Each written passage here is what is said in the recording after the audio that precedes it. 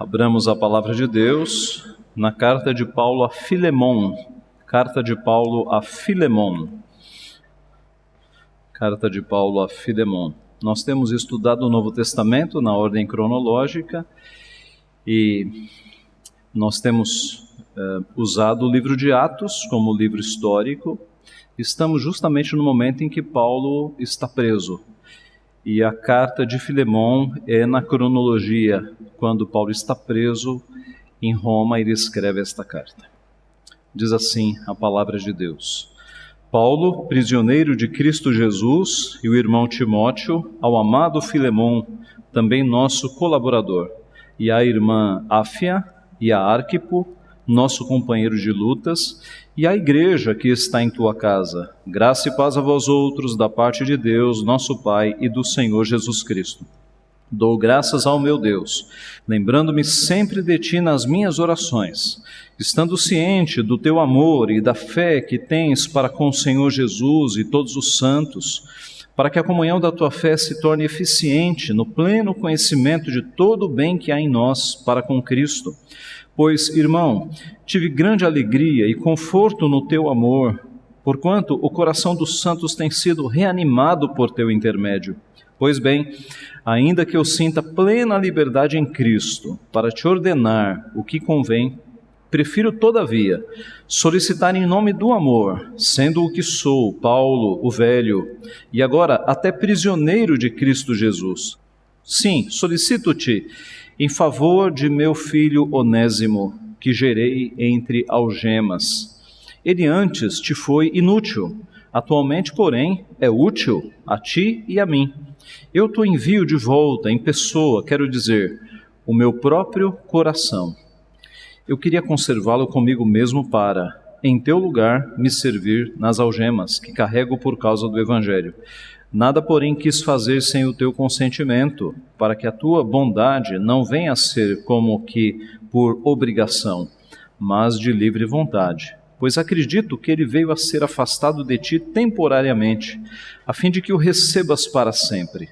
Não como escravo, antes, muito acima de escravo, como irmão caríssimo, especialmente de mim, e com maior razão de ti, quer na carne, quer no Senhor. Se, portanto, me consideras companheiro, recebe-o como se fosse a mim mesmo.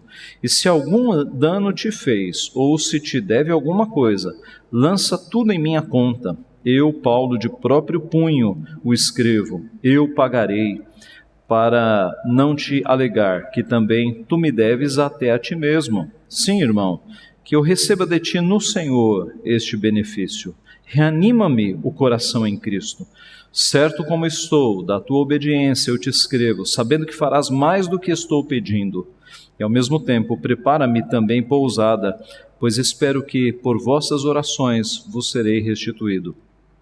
Saúdam-te Epáfras, prisioneiro comigo, em Cristo Jesus, Marcos, Aristarco, Demas e Lucas, meus cooperadores.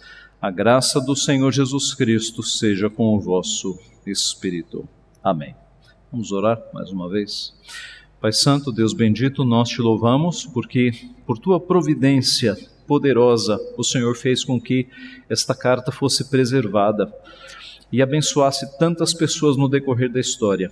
Agora que nós estamos diante dela, pedimos que nos dê a graça, que com teu Santo Espírito ilumine as nossas mentes, os nossos corações, para que possamos entender quais são os teus propósitos na nossa vida ao nos preservar esta carta, para a nossa edificação, para a nossa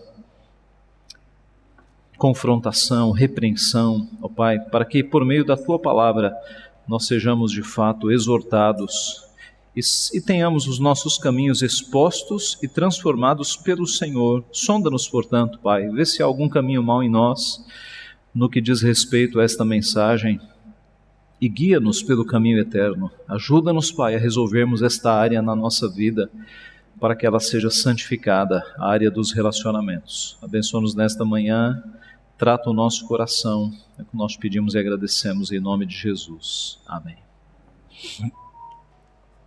Você é uma pessoa perdoadora? Você, quando diz que perdoa, perdoa mesmo? Ou você fica com aquela mágoa? Ou você diz que perdoa, mas não perdoa? Você fica guardando, né? Você diz que perdoa, mas nunca mais esquece. Analise aí o teu coração. Você é uma pessoa que perdoa de coração aberto, fazendo com que ocorra um novo início na relação? Ou você perdoa, mas se a pessoa fizer isso de novo comigo, como é que é essa área na tua vida? Quais são as reservas que você tem no teu coração? Digamos, as autodefesas egoísticas do teu coração, para que você não perdoe completamente uma pessoa. Essa carta que nós temos aqui é preciosa para falarmos sobre perdão. O apóstolo Paulo está tentando pacificar uma relação, um relacionamento aqui, que agora é de irmãos em Cristo. Onésimo era um escravo fugitivo. Possivelmente, muito provavelmente, pelo tom de Paulo, ele havia subtraído valores de Filemão. Ele havia roubado alguma coisa de Filemão. E fugiu para Roma, para esconder-se na multidão de escravos que havia em Roma. Para esconder-se na multidão. E por providência divina, Paulo o evangelizou. E Onésimo agora está convertido. E tudo indica que Paulo evangelizou Onésimo na prisão, porque Onésimo era um ladrão e Paulo estava entre algemas, e houve ali uma conversão, e Paulo chama Onésimo de filho na fé. Houve uma conversão por providência divina. E quando Paulo foi especular sobre a vida de Onésimo, quem é você, de onde você veio, o que aconteceu, Onésimo contou e falou do seu senhor Filemão. E veja a providência divina, pois naquele mundo, com tantas pessoas, não havia 100 pessoas no mundo, muita gente. Paulo disse, eu conheço o Filemão, é meu filho na fé também, pois vamos trabalhar por este relacionamento, vocês são irmãos em Cristo agora. E assim, Paulo percebe que Onésimo nasceu de novo, teve uma transformação, nasceu de novo, e Paulo escreve esta carta a Filemão, para que Filemão receba de volta Onésimo, não mais como um escravo, mas que o receba como um irmão em Cristo, que o perdoe de fato. Se você fosse Filemão e recebesse esse pedido de Paulo, você atenderia? Note, Onésimo foi alguém que trabalhou para você, desfrutou da tua confiança e ao invés de ser grato, subtraiu valores da tua casa, roubou coisas da tua casa e fugiu. E agora Paulo escreve dizendo, converteu-se, aceite-o de volta, perdoe o pecado. Você receberia? Você perdoaria Onésimo se você estivesse aqui na posição de Filemão? Eu insisto, você é uma pessoa que perdoa de coração aberto? Você é uma pessoa que perdoa aqueles que te feriram, aqueles que te roubaram, seja dinheiro, seja bens, seja honra, dignidade, falaram mal de você? Você perdoa as pessoas? Olhando para esta história, então, e vendo os argumentos que o apóstolo Paulo usa para dizer, Filemão, você tem que perdoá-lo, nós podemos extrair lições preciosas, para que nós saibamos quais são os motivos que nós também temos para perdoar. Os motivos que Paulo mostra para Filemão, pelos quais Filemão tem que perdoar Onésimo, são motivos que se encaixam para nós também. Motivos para perdoar. Quais são os motivos que nós temos para sermos pessoas mais fáceis no relacionamento, para sermos pessoas que perdoam o próximo? Primeiro motivo que Paulo coloca aqui: somos discípulos de Jesus. Somos discípulos de Jesus. Isso já é o suficiente, já seria o suficiente. Filemon é um discípulo de Jesus. E Paulo, depois da saudação, que vai do verso 1 ao 3, ele toca neste ponto, no verso 4 a 7. De fato, Filemon não era apenas um homem crente. Filemon era alguém colaborador do Evangelho. Era alguém, tudo indica, de mais posses, que abrigava a igreja na sua casa. Os irmãos se lembram que nos primeiros tempos, nos primeiros séculos, os crentes não tiveram tempo de construir salões grandes como esses, né? Para no conforto, na tranquilidade, adorarem ao Senhor. Naquelas primeiras épocas de igreja perseguida, geralmente um crente que tinha uma casa um pouco maior, chamava os crentes para se reunirem ali. Ora, essa igreja passou por isso. Nos seus primórdios, ela começou numa casa.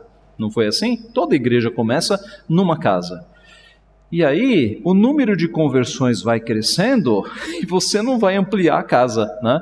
Que é de uma pessoa. Geralmente esses crentes, quando não cabem mais numa casa, eles se juntam e falam: pessoal, vamos alugar um salão maior. Aí alugam. Aí passa seu tempo, cresce mais. Pessoal, vamos comprar uma igreja, né? Vamos comprar um salão maior.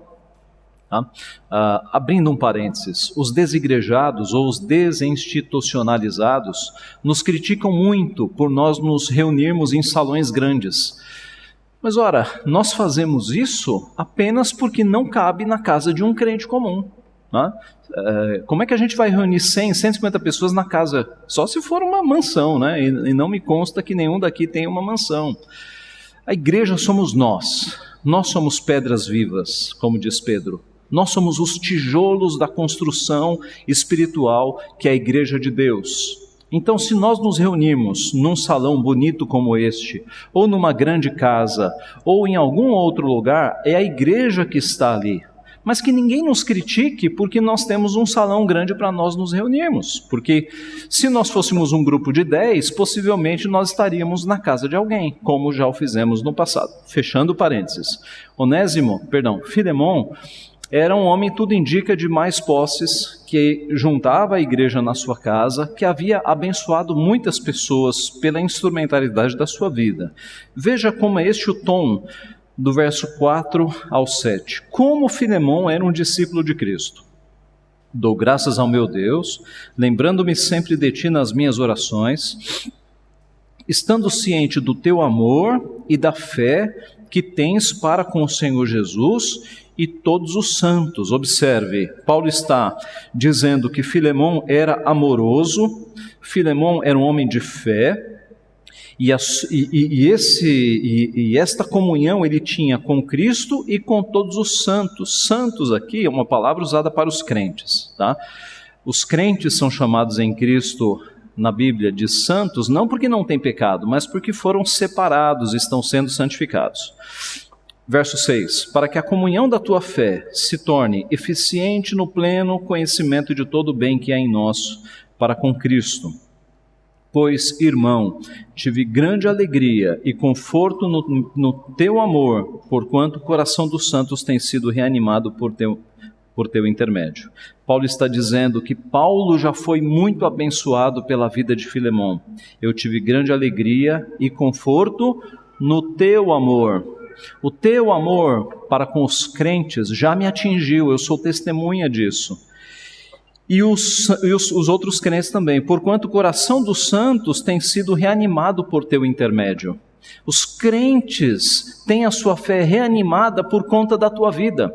Filemon era um homem crente, era um homem operoso, era um homem de fé, era um homem de amor. De alguma forma que o texto não detalha mais, era um homem que fazia de tudo para que o evangelho fosse visto pelas pessoas. E é por isso que Paulo está apelando para este amor, dizendo: Filemon, você é um discípulo de Cristo, você tem que perdoar Onésimo. As lembranças de Paulo revelam isso. E discípulo é aquele que segue ao seu mestre. Então a grande questão é: como Filemon poderia não perdoar a Onésimo se ele era um discípulo de Cristo? Como é que ele poderia se chamar cristão se ele não estava disposto a perdoar? Não faz sentido, não faz sentido. porque os discípulos seguem o Mestre. Se você é discípulo de Cristo, você tem que andar como Cristo andou, senão você não se qualifica como discípulo. Se o teu Mestre era perdoador, o que é que você deve ser? Perdoador. É como aquela história que contam de Alexandre o Grande. Disseram que havia um soldado com medo de ir para a guerra. E aí Alexandre o Grande foi até ele e disse: soldado, qual é o seu nome? Alexandre. Então, mude de atitude ou mude de nome. Mude de atitude ou mude de nome. Mudando o que deve ser mudado, é a mesma coisa. Quando você encontra um cristão que traz sobre si o nome de Cristo, cristão, que diz: pastor, eu não consigo perdoar, pastor, eu sou muito difícil, pisou no meu calo, eu não perdoo, ou mude de nome ou mude de atitude. Então deixe de se chamar cristão, porque o teu Senhor foi perdoador, porque o teu Senhor na cruz do Calvário disse: Pai, perdoa-lhes, porque não sabem o que fazem. Estevão, discípulo de Cristo, cristão, disse, quando estava no meio de um apedrejamento: Pai, não lhes imputes estes pecados. Os irmãos estão percebendo que nós não podemos nos autodenominarmos cristãos se nós não somos pessoas perdoadoras. Nós temos que corrigir isso na nossa vida. Jesus nos ensinou a perdoar. Na oração dominical, e você sabe de cor, ele nos ensinou, não é? Perdoa-nos as nossas dívidas, assim como nós perdoamos os nossos devedores. E mais à frente, lá em Mateus 6, ele completa: porque se perdoardes aos homens as suas ofensas, também vosso Pai Celeste vos perdoará. Se, porém, não perdoardes aos homens as suas ofensas, tampouco vosso Pai vos perdoará as vossas ofensas. Os irmãos sabem que essa cláusula da oração dominical é perigosa, porque ela tem uma condicional: perdoa as nossas dívidas, assim como nós temos perdoado os nossos devedores. Logo, se você não é uma pessoa perdoadora, você está pedindo para Deus: Senhor, do mesmo jeito que eu não perdoo, não me perdoe. Perdoa-me assim como. Se eu não perdoo, Deus não está obrigado a nos perdoar. É uma cláusula perigosa da oração. E Jesus explica, não é à toa que Jesus, logo depois de ensinar a oração dominical, ele fala o que eu acabei de ler aqui: se vocês perdoarem os vossos ofensores, Deus os perdoará. Se não perdoarem, tampouco o Pai Celeste vos perdoará. Jesus nos ensinou o perdão. Quando Pedro perguntou a Jesus: Senhor, até quantas vezes meu irmão pecará contra mim que eu lhe perdoe? Até 7 vezes? Jesus ensinou: não te digo que até 7 vezes, mas até 70 vezes 7. E é claro que Jesus não queria que Pedro tivesse uma caderneta e fosse anotando ali, né? 469, 470, 7 vezes 7, 490? 489, 490, acabou. Não. Se fosse isso, já era bastante, né? O teu irmão pecou contra você 489 vezes, 490 vezes, isso já é bastante. Mas Jesus vai além, ele diz: não é 7 vezes 7, e nem não é 7 vezes 7, é 70 vezes 7, é o número da perfeição, é 70, é 10 e 7 aí estão apontando para a perfeição. E aí, como que Pedro tenha pensado, e talvez algum outro discípulo: é demais. Aí é que Jesus conta a parábola do credor incompassivo. E nós vamos voltar nela daqui a pouco. Quando Jesus estava na cruz, ele nos ensinou com exemplo. Ele passou o ministério dizendo: perdoem, perdoem, perdoem. Mas Jesus não era um mestre teórico. Na cruz, no seu pior momento do ponto de vista de sofrimento, ele nos ensinou com exemplo. Ele estava lá na cruz, sangrando, sem fôlego. A posição da cruz tirava o fôlego da pessoa. Mãos perfuradas, pés perfurados, cabeça perfurada, E ele, podendo dizer, Senhor, manda uma legião de anjos, só uma legiãozinha para acabar com tudo isso aqui, né? Ele poderia fazer isso rapidamente. Ele diz, Pai, perdoa-lhes, porque não sabem o que fazem. Perdoa-lhes, porque não sabem o que fazem. Nós, quando somos perseguidos, quando alguém fala mal de nós, qual é a nossa reação? Se eu pudesse mandar um anjo para acabar com esse sujeito, se eu tivesse esse poder, não é? Se eu pudesse dar uma lição nessa pessoa.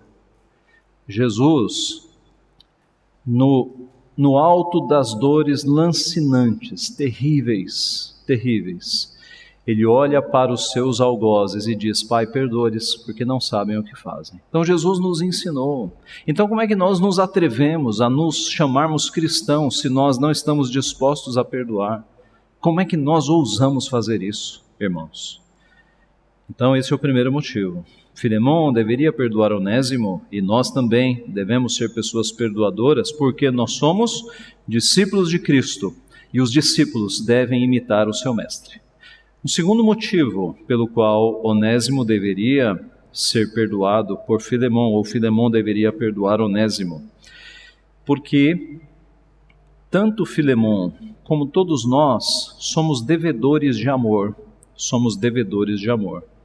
Nessa pequena carta, Paulo usa 3 vezes a palavra amor e usa coração no mesmo sentido, né? Paulo está ali, sobretudo, dando ensinamento para Filemão, recordando o grande amor de Deus. E neste trecho do verso 8 a 10, observe como ele usa as palavras. Pois bem, ainda que eu sinta plena liberdade em Cristo Jesus para te ordenar o que convém, prefiro todavia solicitar em nome do amor, sendo o que sou, Paulo o velho, e agora até prisioneiro de Cristo Jesus. Sim, solicito-te em favor do meu filho Onésimo, que gerei entre algemas. Em nome do amor. Paulo faz um apelo aqui para que Filemão se lembre do grande amor de Deus, o amor que Deus teve para conosco, de que assim como Deus nos amou, nós devemos amar uns aos outros. Nós somos devedores disto a Deus. Ele nos agraciou com tanto amor. Quem somos nós para negar o amor e negar o perdão ao nosso próximo? Jesus ensinou isso o seu ministério inteiro. O evangelista João registrou palavras de Cristo: novo mandamento vos dou, que vos ameis uns aos outros, assim como eu vos amei, que também vos ameis uns aos outros, assim como eu vos amei. Como é que Cristo nos amou? Nos amou com vida e com morte, e morte de cruz. Assim como eu vos amei, que vocês se amem uns aos outros. O meu mandamento é este, que vos ameis uns aos outros, assim como eu vos amei. Repetiu isso em outro lugar. Em outra passagem, isto vos mando, que vos ameis uns aos outros. Em outro lugar, eu porém vos digo, amai os vossos inimigos e orai pelos que vos perseguem. Note que o amor de Cristo é tão grande que ele extrapola os nossos vínculos mais próximos. Veja, amar família é fácil, relativamente fácil, né? Tem umas famílias que não são fáceis, mas amar família é fácil, amar amigos. Mas Jesus extrapola isso. O amor de Deus nos ensina a amar até os inimigos, até aqueles que nos perseguem. No Sermão do Monte, Jesus dá uma frase que é fundamental para você entender o sermão inteiro. Se a vossa justiça não exceder a dos escribas e fariseus, vocês, como é a continuação? Jamais entrareis no reino dos céus. Se a vossa justiça não exceder a dos escribas e fariseus, jamais entrarei no reino dos céus. Então veja o desafio. Amar quem te ama é facílimo. Amar família, mesmo que seja uma família complicada, é fácil, é sangue, não é? É sangue do mesmo sangue. Agora, amar inimigos, ninguém faz isso. Sabe quem faz isso? Quem nasceu de novo, quem é discípulo de Cristo. Porque Cristo amou os seus inimigos. Cristo orou intercedendo por aqueles que o crucificavam. Então, amar quem nos ama é muito fácil. mas o amor de Deus deve extrapolar na nossa vida. Quantos e quantas no passado, sendo martirizados nos primeiros séculos, oraram pelos seus algozes? Há pouco tempo eu dei a ilustração aqui na igreja daquele missionário que foi morto, né, junto com alguns amigos, e na sequência as esposas viúvas e os filhos voltaram para o lugar, e ao invés de fazer uma chacina ali e matar todo mundo, eles evangelizaram os assassinos dos seus pais, elas evangelizaram os assassinos dos seus maridos, e houve conversão naquele lugar, e até alguns assassinos se converteram. Irmãos, nós somos chamados para amar as pessoas. Aliás, o cristão deve ser reconhecido pelo seu amor, pelo seu amor. Leia a primeira epístola de João. A pedra de toque para um cristão ser reconhecido não é a fé. Não é a fé. Eu sou fervoroso de espírito e as pessoas vão ver que eu sou muito crente. Não, não. A forma de um cristão ser reconhecido é o amor. Leia a primeira epístola de João. Nós somos reconhecidos pelo amor com que nós amamos uns aos outros. As pessoas do trabalho, os colegas da escola, os vizinhos, as pessoas que se apresentam na nossa vida. É pelo amor que o discípulo de Cristo é reconhecido. Nos nossos relacionamentos nas redes sociais, você tem agido com amor para com aqueles que discordam das tuas doutrinas, da tua visão teológica. É pelo amor que nós somos reconhecidos. Não se esqueça disso. Paulo, escrevendo aos Romanos, disse: a ninguém fiqueis devendo coisa alguma, exceto o amor com que vos ameis uns aos outros, pois quem ama o próximo tem cumprido a lei. Quem ama o próximo tem cumprido a lei. João, na sua primeira epístola, disse: amados, amemo-nos uns aos outros, porque o amor procede de Deus. E todo aquele que ama é nascido de Deus e conhece a Deus. Aquele que não ama não conhece a Deus, pois Deus é amor. 1 João 4, 7 a 8. O texto de Romanos foi Romanos 13, 8. E na parábola do credor incompassivo, já falamos sobre ela, não é? A parábola diz que um homem devia ao rei 10.000 talentos. 10.000 talentos era uma pequena fortuna. Tá? Uma vez eu fiz a conversão para valores, e seria o equivalente a você trabalhar 430.000 anos. Tá? É uma dívida que para a pessoa física não cabe. Os estudiosos da Bíblia entendem que no exemplo de Cristo era como que um governador de estado levando a arrecadação para o rei, tá? Porque era muito dinheiro, não era dinheiro para a pessoa física, era a arrecadação de uma cidade. E aí esse sujeito disse para o rei: eu não tenho como pagar. E o rei perdoou aquela dívida imensa, imensa.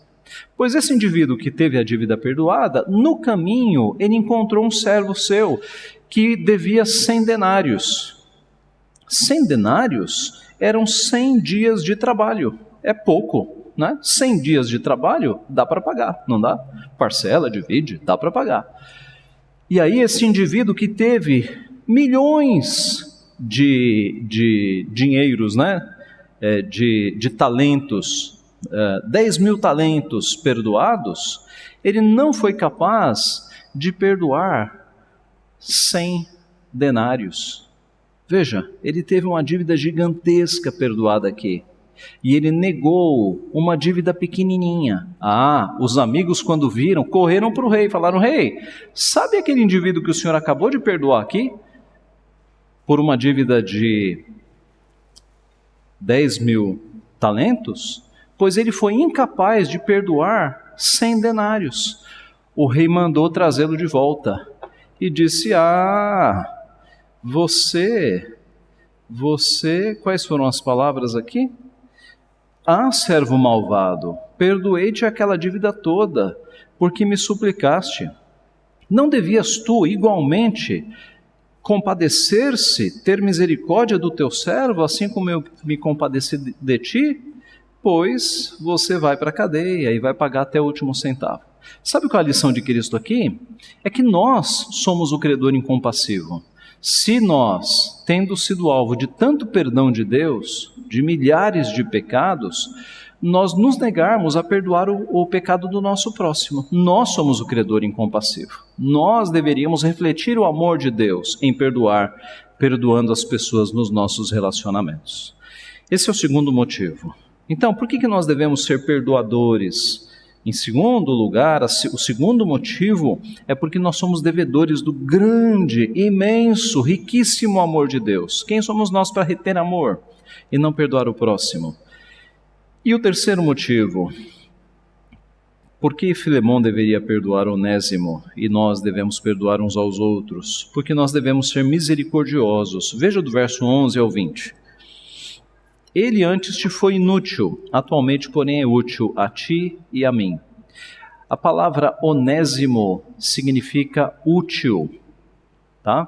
A palavra onésimo significa útil. E Paulo está fazendo um jogo de palavras. Filemão, esse onésimo era um inútil, mas agora ele é útil. Agora ele está honrando o nome. Tá? É um jogo de palavras. Eu te envio de volta em pessoa, quero dizer, o meu próprio coração. Tudo indica que o portador da carta era o próprio Onésimo, tá? Ele mesmo estava portando. Mas veja o tratamento que Paulo está dando a Onésimo, que era um ex-ladrão. Onésimo era um ex-ladrão. E Paulo está falando o seguinte: olha, eu estou enviando o meu filho de volta para você. Eu estou enviando o meu próprio coração. Meus irmãos, isso chama a atenção a como nós somos cruéis e implacáveis para com pessoas que cometeram pecados no passado. Ex-ladrões, ex-viciados, ex-prostitutas, ex-adúlteros. Não é?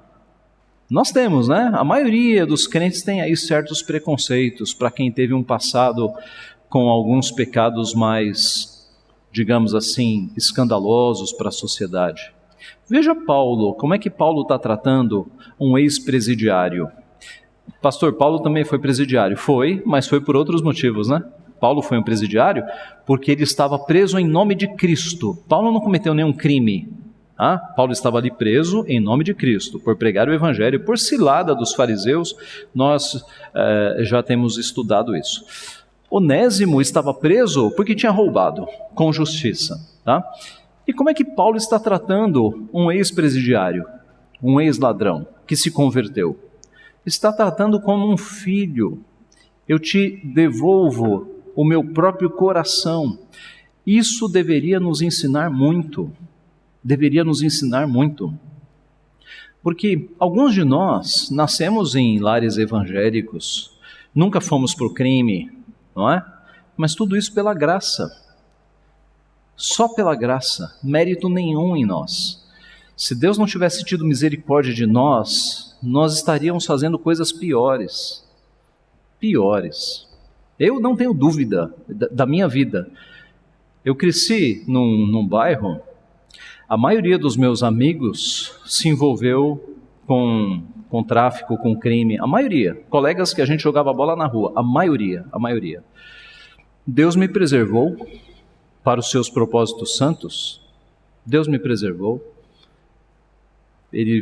Eu tive alguma bondade nisso? Não, Deus me preservou. Toda a glória é de Deus. Então, nunca aponte para alguém que teve um passado de criminalidade, de pecados, como se você fosse superior a esta pessoa. Deus, por sua graça, te preservou. Tá? Que toda a glória seja a Deus. E nós devemos tratar bem aqueles que foram convertidos pelo Senhor e tratá-los como irmãos, como Paulo nos ensina aqui. Na sequência do texto, eu queria conservá-lo comigo mesmo, para que em teu lugar me servir nas algemas que carrego por causa do Evangelho. A ideia é que Paulo estava velho, né? Paulo certamente estava com mais de 60 anos aqui, e para os padrões daquela época, 60 anos, a pessoa já estava bem, digamos, mais enfraquecida, né? Nos nossos dias nós temos irmãos com 60 anos com pleno vigor, mas para os padrões, para a longevidade da época, 60 anos já estava né? Bastante difícil. Paulo já estava velho, possivelmente com problemas na visão, porque Paulo usava de amanuenses. Amanuenses eram escritores. Se você pegar o final da carta de Romanos, você vai encontrar lá, no finalzinho da carta, eu, Tércio, vos escrevi esta epístola. Aí você fala, como assim, não foi Paulo? É que Tércio era o amanuense. Paulo estava ditando e Tércio era um dos ajudantes de Paulo que escrevia as cartas, tá? Paulo tinha muito possivelmente problemas nos olhos e por isso ele usava de amanuenses. Mas voltando aqui, Paulo já estava velho e pessoas que o ajudavam eram muito úteis, e era o caso de Onésimo. Ali na prisão, Onésimo tinha sido uma bênção para a vida de Paulo. Nada, porém, quis fazer sem o teu consentimento, para que a tua bondade não venha a ser como que por obrigação, mas de livre vontade. Pois acredito que ele veio a ser afastado de ti temporariamente, a fim de que o recebas para sempre, não como escravo, antes muito acima de escravo, como irmão caríssimo, especialmente de mim, com maior razão de ti, quer na carne, quer no Senhor. Então, Paulo está pedindo não apenas para que Filemão perdoe Onésimo, mas o que mais? Para que Filemão o dispense da escravidão, para que Filemão liberte Onésimo da escravidão. É isso que ele está pedindo, né? Para que ele o receba como irmão e não mais como um escravo. Ora, Paulo crê totalmente na conversão de Onésimo. Se, portanto, me consideras companheiro, recebe-o como se fosse a mim mesmo. Paulo está dizendo aqui, como no nosso português popular, está colocando a mão no fogo. Olha, Onésimo está convertido. Recebe Onésimo como se fosse eu mesmo. Pode acreditar. E se algum dano te fez, ou se alguma coisa te deve, lança tudo em minha conta. Veja a misericórdia de Paulo. Não apenas ele acolhe Onésimo como filho, como está disposto a pagar os prejuízos que Onésimo eventualmente causou lá a Filemão. Eu de próprio punho escrevo. Olha o próprio punho aqui, né? O amanuense sai um pouquinho de lado e Paulo vai lá e escreve com o próprio punho. Eu de próprio punho te escrevo. Eu pagarei, para não te alegar que também tu me deves até a ti mesmo. É muito interessante o tato de Paulo, né? Por quê? Porque Filemão foi evangelizado por Paulo. E Paulo está dizendo, Filemão, se você quiser, eu te pago tudo que Onésimo te deveu. Mas lembre-se de que você me deve, a salvação em Cristo foi por meu intermédio, para não dizer que você não me deve, até a ti mesmo, mas eu pago. Qual deveria ser o comportamento de Filemão? Paulo, o que é isso, Paulo? Eu conheci a Cristo por teu intermédio, eu não precisa pagar nada. O tanto que o Senhor já foi usado como instrumento na minha vida, isso já pagou tudo. Esse deveria ser o comportamento. A gente não sabe, né? Nós não temos uma segunda epístola para ver o que aconteceu. Mas o comportamento de Filemão deveria ser esse. Paulo, o que é isso? Eu vou perdoá-lo, vou libertá-lo da escravidão, e não precisa pagar nada. Eu devo a minha vida a ti por conta da tua instrumentalidade para com a salvação. Essa deveria ser a reação de Filemão. E muito sutilmente, com muito tato, Paulo está ensinando Filemão a ter este comportamento. Sim, irmão, que eu receba de ti no Senhor este benefício. Reanima-me o coração em Cristo. Veja o que anima o coração de Paulo. O que deveria animar o coração de verdadeiros discípulos de Cristo. Conversão, restauração, reconciliação. Estes são os motivos pelos quais o nosso coração deveria ser reanimado. Tá? Considere aí na tua vida se coisas materiais não estão animando mais o teu coração do que coisas espirituais. Tá? Nosso coração deveria se animar e muito com pessoas que se convertem, pessoas que se arrependem, irmãos brigados que se reconciliam. Essas coisas espirituais é que devem reanimar o nosso coração. Paulo está dizendo assim, reanima o meu coração com esta reconciliação. Paulo nos dá aqui então um exemplo de misericórdia. Deus quer que nós sejamos misericordiosos. Bem-aventurados os misericordiosos, porque alcançarão a misericórdia. Sede misericordiosos, disse Paulo, como disse Jesus em Lucas 6, como também é misericordioso o vosso Pai. Finalmente, 1 Pedro 3,8, sede todos de igual ânimo, compadecidos, fraternalmente amigos, misericordiosos, humildes. A ideia é, Filemão, você tem um Deus que é misericordioso, você tem que ser misericordioso. A ideia para nós é a mesma. Se nós temos um Deus tão misericordioso, como é que nós não vamos ser misericordiosos? Concluindo, existe alguém na tua vida que você ainda não perdoou? Existe alguém pelo qual ou pela qual você não consegue interceder? Você não consegue nem orar por essa pessoa? Existe aí no teu coração alguém que você nunca perdoou e pela tua vontade nunca perdoará? Existe? Se existir, você não está agindo como cristão. Não está. Mude de nome, então. O que nós devemos fazer é orar por aqueles que nos perseguem e amar aqueles que nos perseguem. Devemos ser pessoas perdoadoras.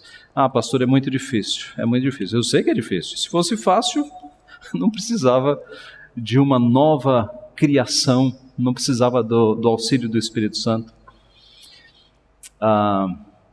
Nosso Senhor Jesus nunca disse que seria fácil. Nunca disse.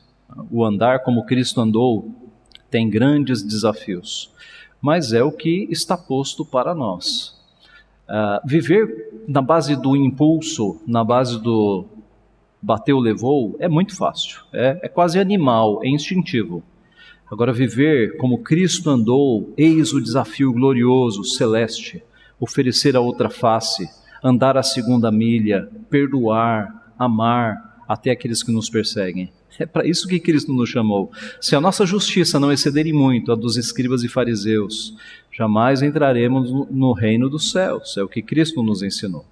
Então, meu conselho prático a você é o seguinte: se você tem pessoas aí no teu coração que você nunca perdoou e não está disposto a perdoar, primeira coisa, comece a orar por estas pessoas.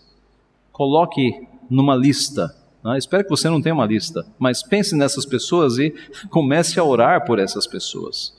Porque na medida em que você orar por essas pessoas, o teu coração vai amolecer aos poucos. Talvez você pense assim: pastor, amar aquele sujeito que me fez tal dano, aquela mulher que me fez tal dano, impossível.